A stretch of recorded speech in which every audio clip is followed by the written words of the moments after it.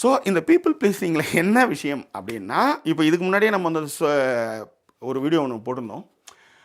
பொறாமப்படாதீங்க, பொறாமப்படாதீங்க.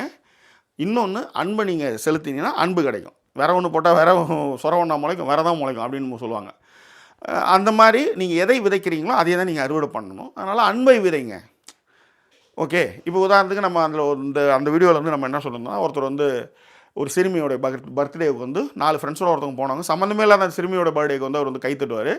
ஒரு piece of கேக்கு ஒரு birthday cake cut பண்ணி அவருக்கு வரும்.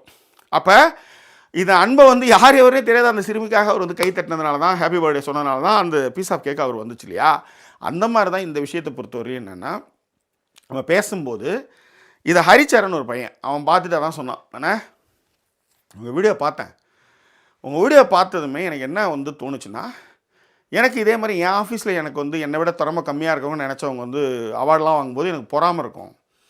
அது வந்து என்னை மன உளைச்சலுக்கு உள்ளாக்குச்சு. நான் அதில் தான் சொன்னேன், பொறாமப்படாதீங்க அப்படின்னு சொல்லியிருந்தேன். அப்போ அது மன உளைச்சலுக்கு உண்டாகிடுச்சு. அப்போ வந்து நான் பொறாமப்படாமல் என் பக்கம் என்ன தப்புன்னு நான் வந்து யோசிக்க ஆரம்பித்தேன். நான் யோசிக்க ஆரம்பித்த அடுத்த செகண்ட் நான் எங்கெல்லாம் லேக ஆகிறேனோ அந்த விஷயங்கள்லாம் சரி பண்ணும்போது இப்போ நான் ரொம்ப ஹாப்பியாக வேலை செஞ்சுட்ருக்கேன். எனக்கு நிறைய ப்ரொமோஷன்லாம் கிடச்சிது. அதெல்லாம் காரணம் வந்து நீங்கள் இந்த மாதிரிலாம் சொல்கிற விஷயங்களால தான் எனக்கு அப்படின்னும் போது, ஏன் நம்ம இந்த மாதிரியான விஷயங்களை எடுத்து பேசக்கூடாது அப்படின்றது தான் இது எடுத்தது. சரி.